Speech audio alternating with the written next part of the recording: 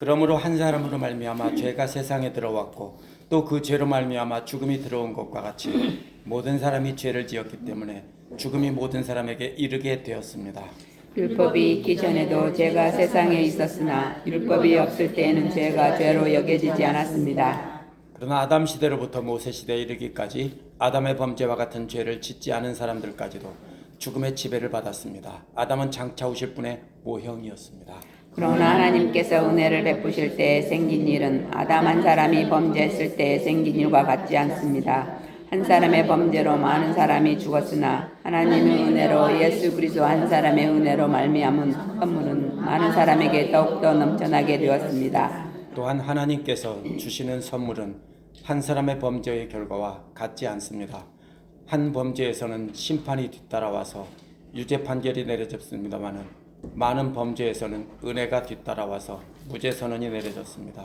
아담 한 사람의 범죄 때문에 그 한 사람으로 말미암아 죽음이 왕노릇하게 되었다며 넘치는 은혜와 의의 선물을 받은 사람들은 예수 그리스도로 한 분으로 말미암아 생명 안에서 왕노릇하게 되리라는 것은 더욱더 확실합니다. 그러니 한 사람의 범죄 행위 때문에 모든 사람이 유죄 판결을 받았는데 이제는 한 사람의 의로운 행위 때문에 모든 사람이 의롭다는 인정을 받아서 생명을 얻게 되었습니다.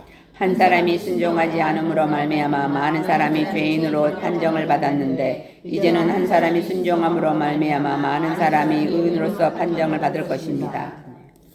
율법은 범죄를 증가시키려고 끼어들어온 것입니다. 그러나 죄가 많은 곳에 은혜가 더욱 넘치게 되었습니다. 그것은 죄가 죽음으로 사람을 지배한 것과 같이 은혜가 의를 통하여 사람을 지배하여 우리 주 예수 그리스도로 말미암아 얻은 영원한 생명이 되게 하려는 것입니다. 아멘.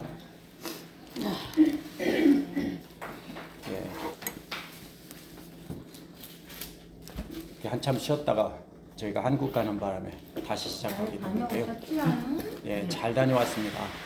한국에서는 참 추웠는데 여기 오니까 반팔 입고 다니고 막 따뜻해서 참 좋습니다.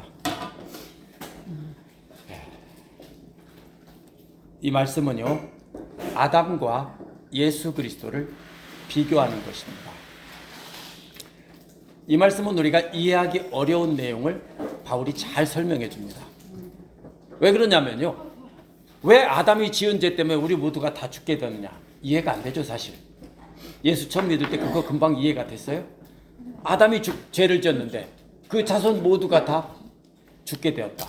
근데 예수 그리스도 한 사람으로 말미암아서 모두가 살게 되었다. 이 개념이 이해가 안 돼요. 바울은 지금 그걸 설명하는 겁니다. 바울은 아담의 타락을 강조하는 게 아니라 아담을 예로 들 것은 한 사람으로 말미암아 불순종으로 모두가 멸망하게 되었고 한 사람의 순종으로 모두가 살게 되었다라는 것을 말하려는 것입니다. 12절에 보면은 한 사람 때문에 죄가 들어오고 죄 때문에 죽음이 모든 사람들 위에 들어와 덮쳐버렸다, 이런 뜻입니다. 여기서요, 죽음이 모든 사람에 이르게 되었다는 말은 이게 전염병을 퍼질 때 쓰기에 적합한 말입니다. 전염병이 어떻게 합니까? 전체 마을에 쫙 퍼지죠. 어떻게 막을 수 있습니까? 둘레를 막고 둘레를 불태우지 않으면은 전염병은 옛날에는 막을 방법이 없습니다. 그래서 우리나라에서도 1900년대 이전만 해도 어떻게 됐습니까? 한 마을에 전염병이 들어오면은 싹쓸이를 했습니다. 그것이 실제 현실이고요. 만약에 천연두가 하나가 걸리면 그 마을의 아이들이 대개 거의 다 죽었습니다. 그 중에 개 중에서 이기고 살아나는 애가 있겠지만 대부분이 다 죽어버렸습니다. 이것처럼 지금 이 죄가 세상에 전염병처럼 들어와서 그 죄 때문에 모든 사람들 위에 덮쳐서 모두가 다 죽게 되었다는 것입니다. 이것을요, 두 가지로 설명합니다. 어거스틴과 펠라기우스가 아주 오래전부터 이걸 가지고 논쟁을 했습니다. 어거스틴은 뭐라고 하냐면요, 인펙션이라고 합니다. 근데 펠라기우스는 imitation of sin이라고 합니다. 죄를 모든 사람이 흉내냈기 때문에 펠라기우스가 강조한 건 뭡니까? 개인의 의지를 강조한 거예요. 각자가 아담의 범죄를 흉내냈기 때문에 그렇게 되었다라고 하고요. 어거스틴은 그게 아니라 인펙션이다. 모두가 죄에 감염이 되었다. 이렇게 설명합니다. 켈빈이나 오늘날 종교개혁자들은 대부분 어거스틴의 견해를 따릅니다. 그래서 이것은 아담이 죄를 졌는데 그 죄를 전부 흉내내서 가인이 흉내를 내서 동생을 죽이고 흉내냈다 이렇게 해석하기도 하는데 흉내가 아니라 죄는 감염되는 전염병처럼 감염되는 성질이 있습니다. 바울이 사용한 언어도 바로 그것입니다. 아담으로 말미암아 죄가 사탄이 죄의 씨앗을 아담에게 뿌린 거죠. 그래서 그 사탄에게 그 전염병을 받은 것이 온 세상 모든 사람에게 다 전염이 되어버렸다. 그래서 이것을 원죄라고 하죠. 내가 무슨 죄를 지었느냐? 예수 믿기 전에 그랬는데 우리 모두에게는 그런 죄의 속성이 있습니다. 이것은 우리가 죄인이 아니라고 주장하는 것은 형법상 나라의 법을 어기지 않았다는 것을 주장하는 것뿐이고요. 하나님의 관점에서 볼 때 욕심 많고 질투하고 시기하고 이런 악한 마음이 다 일어나는 것은 바로 사탄이 바로 아담을 통해서 이 세상에 전염병을 퍼뜨린 것입니다. 아담의 불순종으로 말미암아 죄가 이 세상에 들어와서 모든 사람이 그렇게 죄를 지었다라는 겁니다. 13절에서 뭐라고 말합니까? 율법이 있기 전에도 죄가 세상에 있었다는 겁니다. 왜 그러죠? 율법이 없으면 죄도 없어야 되죠. 왜 있어요? 언제? 노아 시대에도 죄가 있었고 바벨탑 시대에도 죄가 있었습니다. 그것은 율법 받기 이전이거든요. 그때도 죄가 있었어요. 왜요?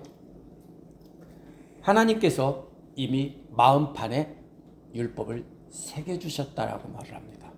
그렇죠. 우리 모두에게 양심이라는 걸 주시고 하나님의 뜻에 순종할 마음을 우리에게 심어주셨어요. 그것이 율법이에요. 그래서 율법을 알지 못하는 사람들도 양심을 따라서 어떻게 해야 하나님의 뜻에 하나님을 기쁘시게 하는 건지 다 알아요. 혹시 그거 모르는 사람 있어요? 아무도 없어요.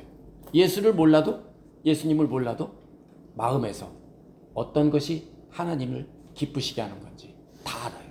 그것이 마음판에 새겨준 율법입니다. 그런데 율법이 없을 때는 죄가 죄로 여겨지지 않았습니다. 율법 이전에는 죄를 지었는데도 죄로 여기지 않았다고요. 왜? 기준이 없으니까. 하나님이 주신 법이 마음에 있는데 그거는 무시하고 정해진 법이 없으니까 아무도 그걸 죄라고 생각하지 않고 마음대로 죄를 졌다는 겁니다. 소돔과 고모라도 왜 그랬느냐면 율법의 기준이 없기 때문에 그것을 죄로 여기지 않고 마음대로 그렇게 했다라는 것입니다. 14절에 보면요. 그러나라고 말합니다. 그러나 죽음이 율법이 있기 전에도 이미 왕노릇을 하고 있었어요. 그래서 아담과 같은 죄를 짓지 않은 사람들 위에도 덮쳐서 사탄이 왕노릇 했다는 것이에요. 그래서 죽음이 왕노릇 했다 이렇게 시작합니다. 14절은 처음에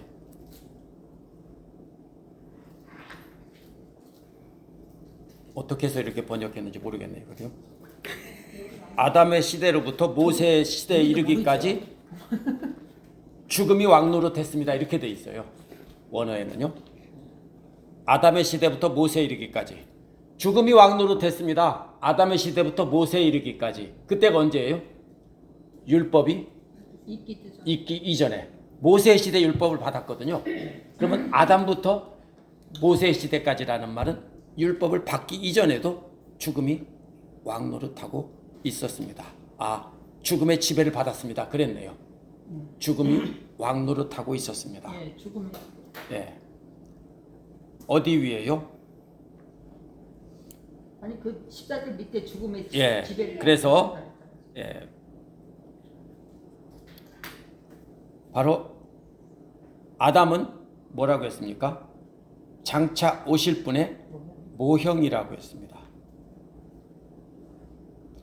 죄를 짓지 않은 사람들까지도 죽음의 지배를 받았다고 했어요. 아담은 장차 오실 분의 모형입니다. 왜 모형입니까? 아담 때문에 죽음이 온 세상을 아직 태어나지도 않은 사람들까지 다 지배하고 왕노릇한 것처럼 예수 그리스도께서 오심으로 예수 그리스도를 믿는 사람들은 모두가 다 그렇게 의로 살 것이다, 이런 뜻입니다.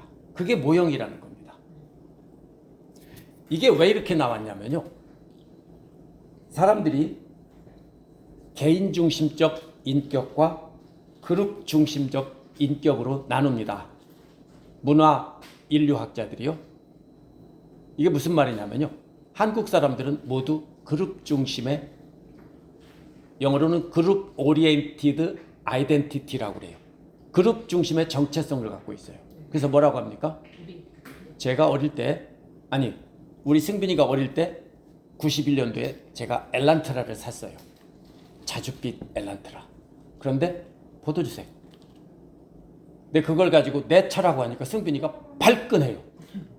아빠는 우리 차인데 왜 내 차라고 그러냐. 발끈해요. 혹시 내 집, 내 차 해보신 적 있어요? 한국에서요? 다 우리 집, 우리 차, 우리라고 하죠. 한국 사람들이 왜 미국에서 싸우는지 아세요? 아이덴티티가, 정체성이 우리라는 정체성이 있기 때문에 그래요. 우리가 남인가 하고 자꾸 남의 영역에 침투에 들어가기 때문에 싸우는 거예요. 그러면서 사랑은 안 하고 간섭을 자꾸 하고 침투하니까 그래요. 습관적으로. 서양 사람들은요, 남의 영역에는 안 들어가요. 서양 사람들은 인디비주얼 오리엔티드 퍼스널리티를 가졌어요. 개인 중심의 인격, 정체성을 갖고 있어요. 근데 이 서구학자들이 큰 실수하는 게 있어요. 서구 사람들은 본래부터가 인디비주얼 오리엔티드 퍼스널리티고, 동양과 아프리카 사람들은 원래부터가 그룹 오리엔티드 퍼스널리티를 갖고 있다. 서구학자들은 이렇게 해석해요. 아니에요. 고대의 농경 문화에서는 다 그룹 중심의 아이덴티티를 갖고 있었어요. 전부 다. 서구도 마찬가지예요. 그리스, 로마 세계나 모두 다 마찬가지예요. 근데 언제부터 그렇게 됐냐면, 서구는요, 산업혁명이 일어나면서부터 공장이 생기고 이렇게 하게 되면서 함께 협력할 필요가 없어졌어요. 농사 질 때는 모내기하면 같이 일하고 다 같이 살아야 돼요. 그렇죠? 그런데 도시로 나가서 이 노동자로 일하게 되면서 서양 사람들이 개인주의가 발달한 거예요. 고대에는 다 그랬어요. 오늘날 한국은 어때요? 갈수록 그룹 중심의 아이덴티티는 사라지고 개인 중심으로 바뀌죠. 산업화가 되고 나라가, 문화가 발전하면 자꾸 개인 중심으로 바뀌는 거예요. 그것이 이런 어떤 지역에 따른 성향이 아니라 농경 문화나 전통적으로 그런 곳은 그렇게 하는 거예요. 오늘날도 그래서 어떻게 합니까? 회교권에서 만약에 자기 딸이 예수를 믿으면은요, 어떻게 합니까? 명예살인이라고 해서 오빠가 죽여버려요. 왜 그런지 아세요? 우리 그룹 전체가 위험에 처해 있어요. 그 한 사람의 문제가 아니에요.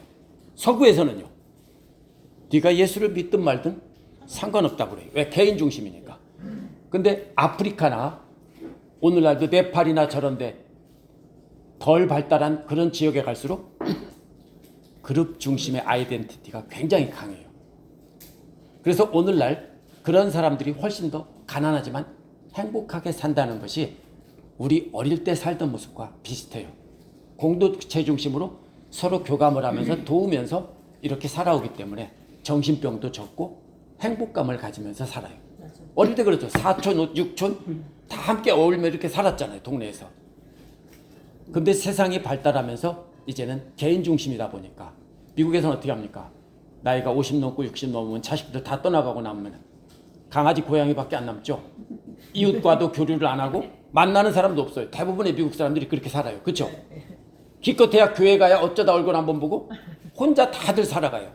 그게 바로 개인 중심의 사회를 살아가는 오늘날 모습이에요. 한국도 비슷해요. 한국도 이제 노인들이 혼자 살다가 쓸쓸하게 죽어가는 경우가 많아졌어요. 바로 이 얘기예요. 그래서 우리가 이 본문을 이해하는 것은 바로 이 그룹 중심의 아이덴티티로 이해를 해야 되는 거예요. 제가 뉴올리언즈 신학교에서 공부할 때 박사과정 끝나갈 때쯤에 무슨 일이 일어났냐면요. 버지니아 텍 총기 사건, 조승휘라는 학생이 총기를 난사해서 많은 학생을 죽인 일이 있었어요. 한국 뉴스에서 뭐라고 하는지 아세요? 한국 사람들은 미국 여행을 자제하기 바란다. 미국에 사는 동포들은 몸조심해라. 이런 보도를 막 내보냈어요. 근데요, 신학교 함께 있던 그 미국 학생들은 뭐라고 하냐면요. 교수님도 깜짝 놀래요. 그런 얘기를 한다고 하니까 한국에서. 어떻게 그게 한국 사람 책임이냐. 그 개인의 문제고 미국에 사는 어떤 한 사람의 문제지 그게 어떻게 한국 사람의 문제냐. 근데 한국 사람은 뭐라고 그래요? 그룹 중심의 아이덴티티를 갖고 있으니까 우리는 이제 다 죽었다. 미국 가면 이제. 그렇죠? 근데 미국에서 제가 한국 사람이라고 저를 미워하고 이렇게 하는 사람 단 한 명도 못 봤어요. 혹시 보셨어요 그때? 테러하는 사람 봤어요?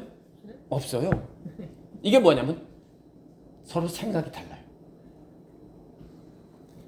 이것이 어디에 나옵니까? 또 성경에도요. 그룹 중심의 문화로 전부 이해해야 돼요. 그래서 히브리서 7장 9절에 보면 11조를 받는 레위까지도 멜기세덱에게 11조를 바친 셈이다. 왜? 레위도 아브라함의 자손이고 아브라함이 대표로 멜기세덱에게 11조를 전쟁에 승리하고 돌아와서 멜기세덱에게 11조를 바쳤으니까 레위까지도 다 그 자손인 레위까지도 다 11조를 바친 셈이다. 이렇게 말하죠. 여호수아 7장 1절과 11절에도 또 그런 게 나옵니다. 아간 한 사람이 옷과 여러 가지를 훔쳐서 이렇게 뒀어요. 다 멸하고 아무것도 갖지 말라고 했는데 훔쳐놨을 때 어떻게 합니까? 그로 인해서 많은 사람이 죽죠. 왜요? 왜 한 사람의 범죄인데 다 죽어요? 그게 바로 그룹 중심의 아이덴티티예요. 모두가 책임지는 거예요. 빌라도는 예수의 처형과 관계없다고 손을 씻었어요. 그런데 사도행전 4장 27절에 보면 함께 공모하여 예수를 대적했다. 빌라도가 그 죄에서 벗어나지 못해요. 아무리 손 씻어도 소용없어요. 빌라도와 그 일당들은 모두가 다 예수를 죽인 죄인이 되는 거예요. 빌라도만이 아니에요. 로마 제국 전체 통치자들이 다 어떻게 되는 겁니까? 공범이라고 취급되는 거예요. 그래서 아담은 그리스도의 모형이라는 말이 바로 그 말이에요. 아담이 그룹의 대표로서 아담 때문에 그 일족이 다 멸망했다는 뜻이에요. 그래서 우리나라에서도 역적이 생기면 삼족을 멸한다고 하죠. 서양 사람들도 마찬가지예요. 다 죽였어요. 왜? 그 그룹이 하나라고 생각하기 때문에 그래요. 그래서 대표성의 원리로 이 그룹에서 한 사람이 계약을 맺으면 그 그룹 전체는 그 계약에 효력이 있는 거예요. 국가도 마찬가지죠. 오늘날 대통령과 대통령이 조약을 맺으면 그 조약은 그 국민 전체에 영향을 미쳐요. 그래서 아담 한 사람으로 말미암아 모두가 죽게 되고 예수 한 사람으로 말미암아 모두가 살게 되었다라는 거예요. 아담은 모두에게 전염병을 퍼뜨린 사람이고 예수님은 모두에게 백신과 치료약을 이렇게 준 것이에요. 그래서 15절부터는 범죄와 은혜의 차이점을 말합니다. 아담이 그리스도의 모형이라는 말은 먼저 아담과 그리스도의 공통점보다는 차이점을 강조하려는 거예요. 그래서 15절에서 17절은 같지 않습니다라는 공식으로 말해요. 어릴 때 그런 선전 기억나죠? 찰칵찰칵찰칵 흔들면서 이 소리가 아닙니다. 또 찰칵찰칵 흔들면서 이 소리도 아닙니다. 용각사는 소리가 나지 않습니다. 그것처럼 이것과 같지 않습니다. 이렇게 설명을 해요. 뭐라고 설명합니까? 하나님께서 은혜를 베푸실 때 생긴 일은 아담 한 사람이 범죄했을 때 생긴 일과 같지 않습니다. 같은 것은 모두가 죽게 되고 모두가 산다는 점은 같은데 다른 점은 뭐예요? 하나는 한 사람의 범죄로 다 죽게 되었는데 하나님의 은혜는 모두가 살게 되었습니다. 그래서 하나님의 은혜와 예수 그리스도 한 사람의 은혜로 말미암은 선물은 많은 사람 위에 넘쳐나게 되었습니다. 그런 겁니다. 차이는 이거예요. 죄는 모두가 죽게 되는 것인데 은혜는 모두가 살게 되는 것이고 이 은혜는 넘쳐난다는 것입니다. 그래서 아담의 죄는 유죄 판결을 받아서 모두가 죽게 만들었는데 하나님의 은혜는 모두를 무죄 판결해줘서 살게 되었다는 겁니다. 16절에서 뭐라고 합니까? 하나님께서 주시는 선물은 한 사람의 범죄의 결과는 같지 않습니다. 한 범죄에서는 심판이 뒤따라와서 유죄 판결이 내려졌습니다마는 많은 범죄에서는 은혜가 뒤따라와서 무죄 선언이 내려졌습니다. 두 번째 같지 않은 이유는요, 유죄 판결과 무죄 판결입니다. 유죄 판결이 뭐죠? 너는 사형, 이게 유죄 판결입니다. 무죄 판결은요, 너는 무죄, you may go now 라고 말하는 겁니다. 그래서 하나님께서 주시는 선물은 사탄이 준 죄와는 다른 것이 유죄 판결과 무죄 판결입니다. 17절에 보면요, 아담 한 사람의 범죄 때문에 그 한 사람으로 말미암아 죽음이 왕노릇하게 되었다면 넘치는 은혜와 의의 선물을 받은 사람들은 예수 그리스도 한 분으로 말미암아 생명 안에서 왕노릇하게 되리라는 것은 더욱 확실합니다. 여기서 차이가 뭡니까? 죽음 혼자 왕노릇했습니다. 사탄은 과거에는 죽음 혼자 왕노릇했습니다. 그런데 은혜를 받은 이 선물을 받은 은혜와 의의 선물을 받은 사람들은 모두가 다 왕노릇한다는 겁니다. 이게 차이점입니다. 죽음만이 왕노릇했는데 마지막 결과는 한 사람 때문에 죽음만이 왕노릇했는데 은혜와 의의 은혜와 선물을 넘쳐나는 것을 받은 사람들은요, 생명 안에서 우리 모두가 왕노릇한다. 여기서 우리라는 말을 썼어요. 우리 모두가 왕노릇한다. 한글 번역에는 없죠. 원어는 틀림없이 우리 모두가 왕노릇한다 이렇게 되어 있습니다. 생명 안에서 우리 모두가 왕노릇하게 되리라는 것은 더욱 확실합니다.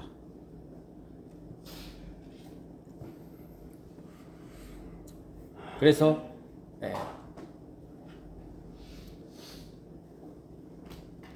이번에 18절에는 아담과 그리스도의 비슷한 점을 비교합니다. 아담과 그리스도의 유사점이 뭡니까? 한 사람의 범죄 행위 때문에 모든 사람이 유죄 판결을 받은 거예요. 이제는 한 사람의 의로운 행위 때문에 모든 사람이 의롭다고 인정을 받아서 생명을 얻게 되었다는 겁니다. 유죄 판결로 죽게 되었는데 무죄 판결로 생명을 얻었다. 유사점은 뭐예요? 한 사람이 모두에게 영향을 미쳤다 라는 겁니다. 19절에서 뭐라고 말합니까? 이제 그렇게 요약한 것에 대한 이유예요. 18절은 앞에서 말한 걸 요약한 거고요, 19절은 요약한 것에 대한 이유입니다. 그래서 왜냐하면 이렇게 말합니다. 한 사람이 순종하지 않음으로 말미암아 많은 사람이 죄인으로 판정을 받았는데 이제는 한 사람이 순종함으로 말미암아 많은 사람이 의인으로 판정을 받은 것입니다. 여기서 차이는 뭐냐면요, 원어를 보면 재밌어요. 불순종했다는 말은 옆에서라는 말과 듣는다는 말이 합쳐진 말이에요. 무슨 뜻이냐면요. 귓등으로 흘려들었다는 뜻이에요. 옆에서 듣는다. 그런데 순종했다는 말은 아래에서 듣는다는 뜻이에요. 무슨 뜻이에요? 왕 앞에 무릎 꿇고 엎드려서 왕이 하는 명령을 받는 모습이에요. 하나는 옆에서 귓등으로 흘려듣고 그 다음에 순종한다는 말은 아래에 엎드려서 듣는다는 말이에요. 그러면 순종과 불순종의 차이가 뭐예요? 이런 거예요. 내가 듣고 싶은 것은 듣고 듣기 싫은 것은 귓등으로 흘려들으면 내가 판단해서 들으면 그건 뭐예요? 그게 불순종이에요. 왕명이라면 어떻게 해야 돼요? 무조건. 엎드려서 그대로 명령에 따르겠나이다 해야 맞는 거예요. 그래서 우리가 하나님 말씀을 듣는 태도는 내가 판단해서 선택해서 이건 오라고 받고 아니면 안 듣고 하면은 이것은 하나님과 동등한 입장에 서서 하나님 말씀을 귓등으로 흘려듣고 헛소리하네. 그건 맞아. 이렇게 하면은 그것이 바로 불순종이에요. 순종이란 엎드려서 옳습니다. 폐하의 말씀대로 따르겠습니다. 이것이 순종이에요. 그래서 19절은 바로 그런 뜻이에요. 한 사람이 귓등으로 흘려들어서 모두가 죄인 판정받았는데 이제 한 사람이 엎드려서 그대로 복종했기 때문에 의인으로 판정을 받았다는 거예요.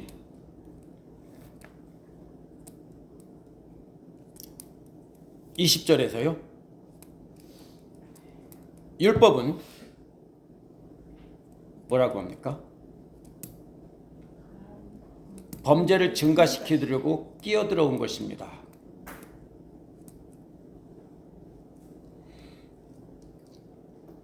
율법이 옆에서 끼어들어왔다는 거예요.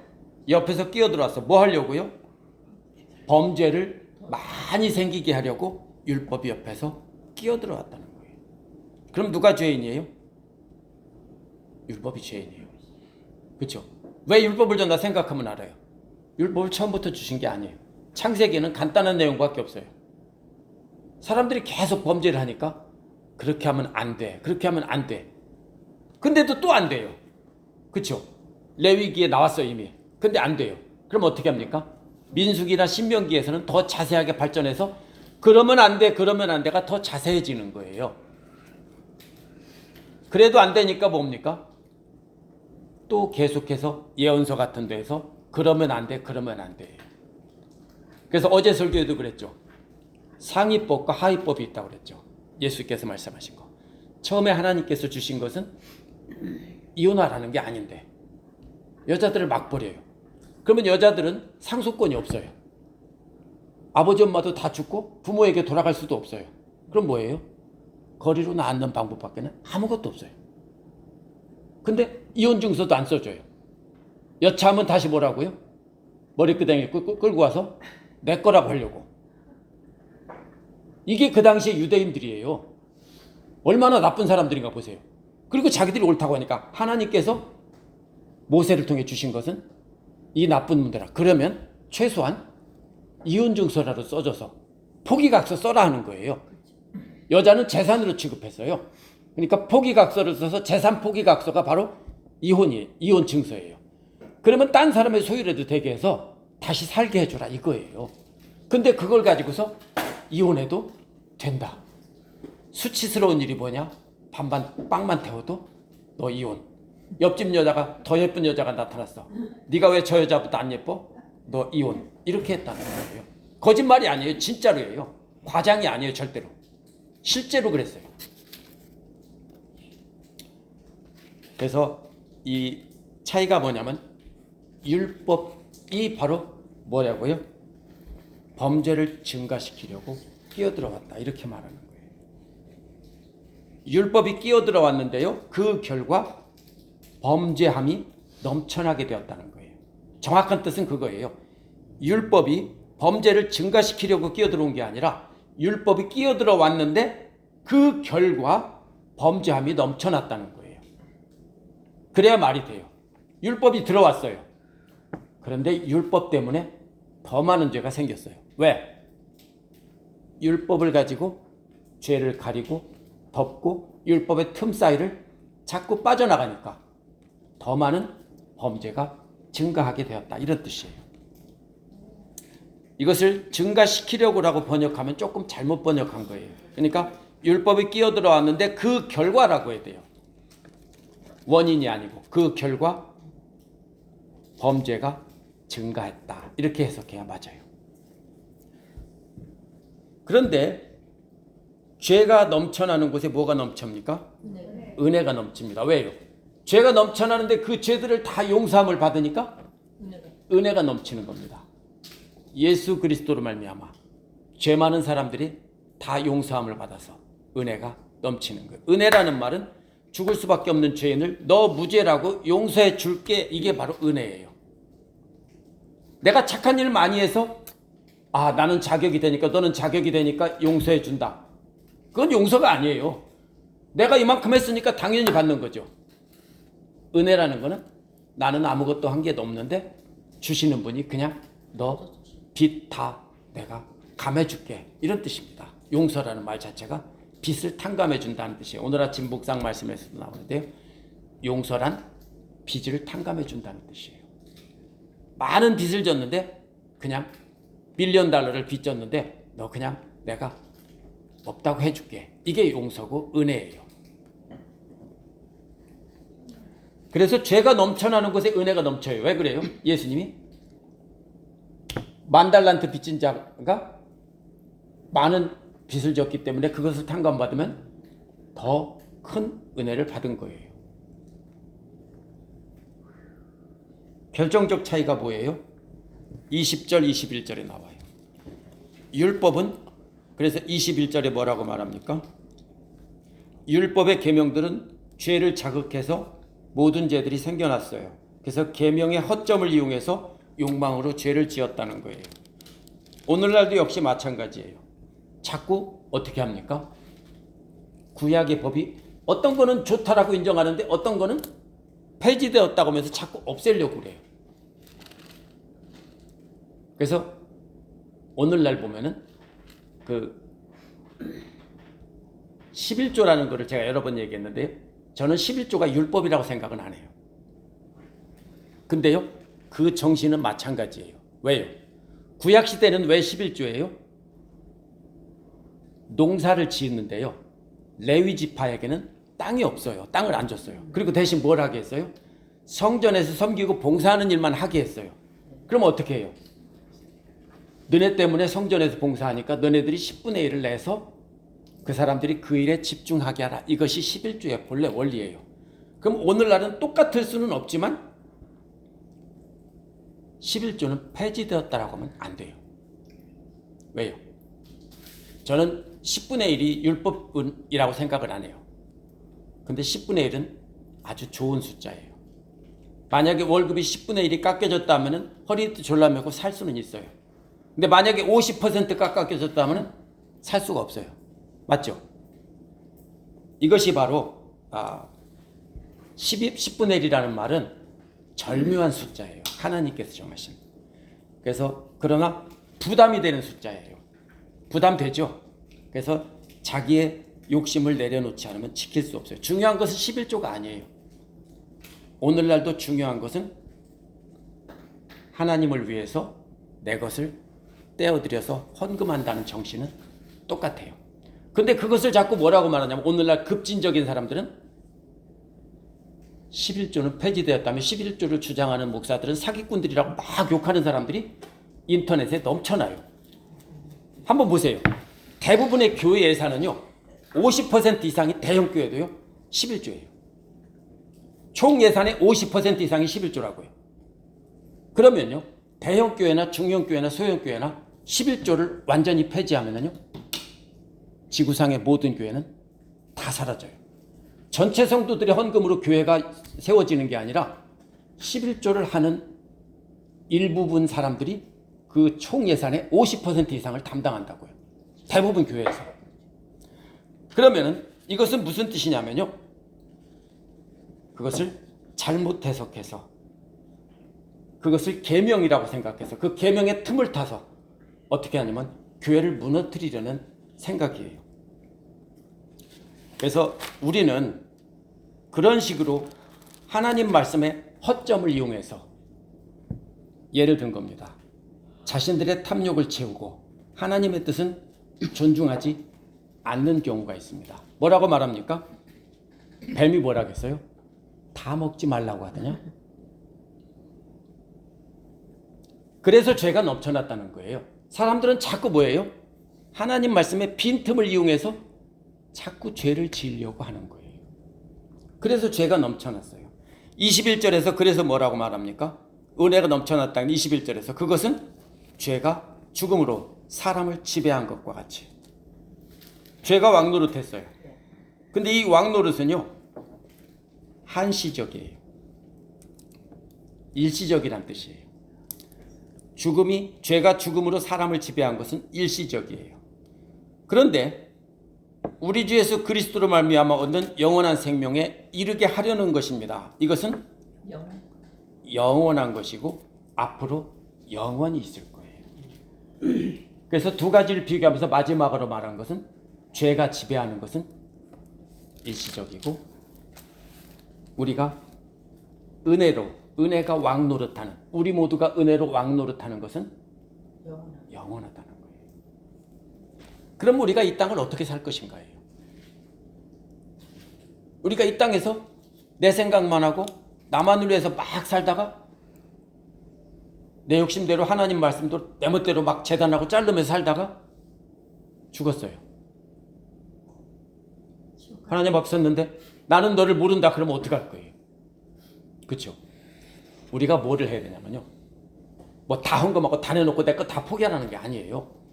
하나님 말씀 앞에 엎드려서 듣고 힘들어도 내 마음을 포기하고 따라가면 그게 영원하다면 우리는 그것을 따라야 돼요.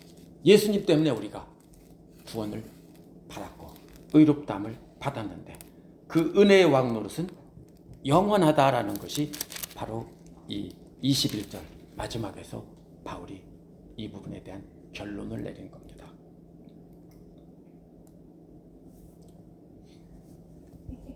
아, 17세기를 살았던 독일의 파울 게르하르트라는 목사님이 있습니다. 12살의 아버지를 잃고 14살의 어머니를 잃었대요. 목사가 되려고 신학교 들어갔는데 경제적인 어려움 때문에 3, 4년이면 졸업할 것을 14년 만에 졸업했대요.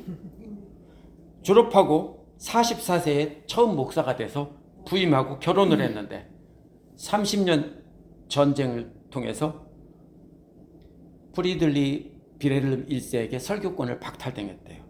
그 다음에 유럽을 휩쓴 패스트 때문에 늦게 낳은 아이들이 넷이 다 죽었고 부인도 죽었대요. 뭐예요 이 사람 도대체? 그렇죠? 그 고생해서 죽을 고생해서 늦은 나이에 목사도 되고